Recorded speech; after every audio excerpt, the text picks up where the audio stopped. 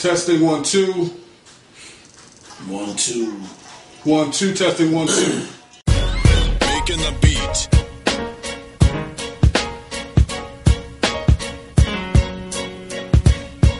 So like we gonna try this shit again.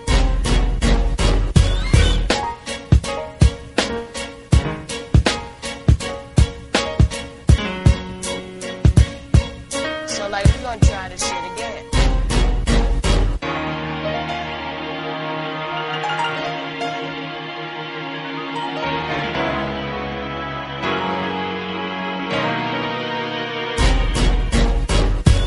Making the beat.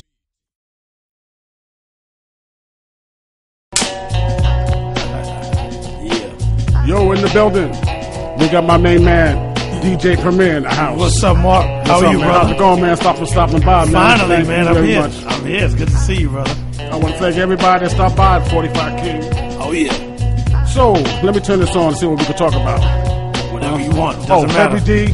Rest in peace, R.I.P. Heavy D, man. First artist I ever met in person. Right. Going to meet Marley Marl to give him my demo tape. Right. They said it's on radio day. They said Marley's not seeing anybody. Right. I stand there waiting for the elevator to open so I can leave the building. Mm-hmm. The elevator opens. Heavy D walks off the elevator. Right. Gray sweatpants, gray zip-up sweat hoodie, big dookie cable tucked inside. Right. Gives us dap. Everything's loved. The door opens and it's Marley Marl. He goes, "Is that you, overwaiter?" And he goes, "Yo, Biz is gonna meet us at the studio." We're like, "What the?" That's on a Tuesday. Right. That Friday, I taped a rap attack with Mr. Magic and Marley, and he plays "We Write the Songs" for the first time on the radio off of In Control Volume 1. And I was like, "Yo, that's what they were doing that day. They were going to record." And that's one of my fondest memories. And then, of course, Blue Funk, which is actually the first gold album I ever got in my whole career. Right. My first plaque ever was from Heavy D. And he bought my mother one when I told him I wanted to buy one for my mom. Since it was the first plaque I ever got. And he said, "Put your mother on the phone." Put my mother on the phone. Said, "I'm buying you a plaque." And she still has it in the house, which I'll take a picture of that tomorrow when I go home for Hey, Thanksgiving. isn't that cool that anybody could get a plaque? Yeah. Right, you know what I'm saying? All you have to do is like know somebody. Yeah. If you know the right person, you can get a plaque. Oh, no question. Me and my Heavy D story is when I was down with Def Jam, they was managing me, getting me work. Right. They never had any papers on me. Right. So when the girl managing me, Lisa Cortez, I remember Lisa Cortez. Wow. Lisa told Benny Medina about me. 'Cause I asked Benny, "Hey Benny, who told you about me?" He said, "Lisa Cortez." That sounds just like Benny. Lisa Cortez. I said, "Wow." Lisa looked out. Anyway, Lisa left to take the Polygon. Right. She started what was the label called? The one with the cannon? Right. So I didn't have anybody to manage me. Who's so, Cannon? Who's Cannon? So when Heavy D people wanted me to do remix, Right. I had to give them my own price. So I said, wow. "Whoa, what should I?" Because I was never asking nobody for any money. Yeah. Hey, you ask him. I'll be behind here asking for the money. That's me too. Right. So I said, "Can I have 20? Can I have 10 G's?" They said, "Okay." So I just sent them the invoice. Yeah. Type it up. Yeah, they sent me half the money or something like that. I got my money. I was shocked getting money with nobody. That's real. So, okay, let's stop talking about Heavy D because it's so sad. R.I.P. man, for real, so Okay. sad, man. Shout out to Pete Rock and the whole Myers family, man. Okay, now, what do you do when somebody email you something like, "I want you to listen to my main man, Right. blah, blah, blah, blah, blah," and somehow he gets your email address, and you don't know who the hell he is. Yeah. And usually, they might have some good stuff, but just the principle of them sending you stuff, do you listen to it or what? I listen to everything. So I used I to. don't. I used to be annoyed with people just saying, "Yo," they think it's that easy to just say they can throw you something. Right, that's my point. That's my But point. the worst part is when they add on to how dope it is before you hear it. I'd rather, like when I gave my demos to Marley and the Red alerting them to hear it, I just said, "Yo, I'm so and so. It's my new joint. Bye. If you like it," and I turn around. Right, people don't understand. I don't want to be like, "Yo, it's ill. You gonna love it. It's man. got this on it." But no, because maybe I did the same thing. I get disappointed when I play it. I'd rather just give it to you and go. And if you don't hear from me, obviously I don't like it. If you hear from me, we're gonna holler. Right. Now, what I did start doing is I got my assistant, who's a hip hop diehard head. Okay. Shout out to Jim Crates, who Right. you dealt with to get this booked. And the beat is crazy. This is a 45 kick beat, right? Kicks and snares, man. You put me on the kicks and snares on a whole different level, by the way. Wow. But back to y'all heard that, right? But yeah, real talk. Back to demos. I started an email address called boombap101@gmail. Right. People send stuff there. I listen to everything. Anything I think fits the underground sound of my show, I respond. But you asking for it. I'm talking about people. Don't send anything to anybody if they're not asking for it, because you being a pain in the ass. Yes or no? It depends on the vibe. No, if I'm not asking for it, I'm not asking for it. Well, I don't listen to it. Well, the thing is, I got a radio show, That's so I like to break new stuff. You and me is different. If I didn't have the radio show, hell no. Right, okay. But the radio show is an outlet to get stuff that's being overlooked out there. Right. But it has to sound like the sound of what I was brought up on. Right. If it doesn't sound like vintage style hip hop with the kicks, the snares, the original samples, and just the funk of it, I'm not playing. Because if that was the case, I could just knock on some celebrity door and to be or not to be. You know what I'm saying? What you gonna do? You gonna start acting on somebody's front step or something? I hear you. Okay, now yesterday a person wanted to. I write songs and I wanted. Can I sing it to you?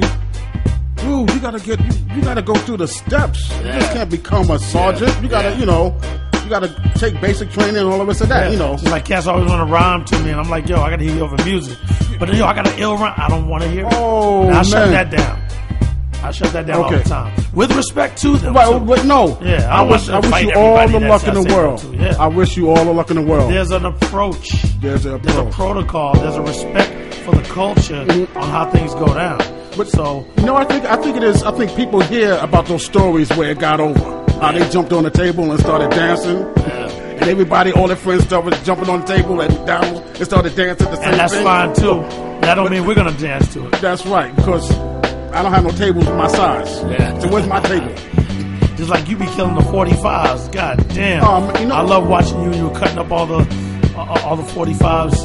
You got like 2 or 3 different clips. Man, compared to the other kids that I've seen DJ Scratch picked up the needle battle style and was catching stuff. Like Grand Wizard Theodore, needle dropping. All the way up. DJ Scratch, Let's Dance, when they go da ba. He's on ba ba ba ba ba ba ba. Scratch is a beast. Oh, man. Shout to DJ Scratch. Right. Shout to my man Mr. Shapiro too. We out there. Oh, okay. And the Gangstar story. Yeah. The only thing I didn't do though, I didn't set this the cameras. The cameras will go off pretty soon. See, I didn't do this. Okay, you clock. That's right. I don't know where we at. Had it all set up nice though, man. I like this setup. Very dope, because I mean you're an original beat maker, producer, and your history is just insane. Thank so, you. God bless you. And that never dies. That's like some people aren't classic. You're a classic. Oh, thank you. So God bless you. And again, Marley Marl was my idol and still is, but I learned a lot from you because of the Wild Pitch situation that I got to study once I joined Gangstar. You helped them get to radio. Right. You know, the first record, The Lesson, didn't do anything for them, even though it was their first, their first plate. But you got them on radio.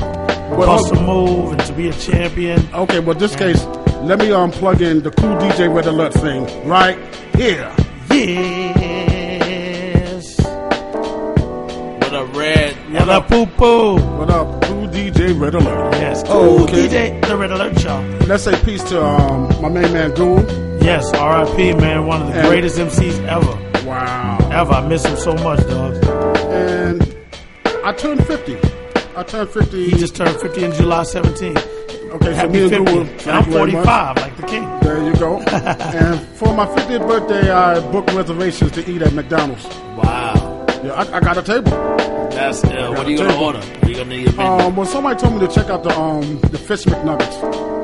So, they got fish ones now? Yep. And then it's around Thanksgiving, so usually I stay in the house. When everybody go out to have fun and celebrate New Year's, like usually I stay in the house, and every other day is I'm blessed. There you go. That's a They say I'm doing everything on the iPad. Yeah, that's a good way of looking at it. You gotta say what's up to my main man, Double J.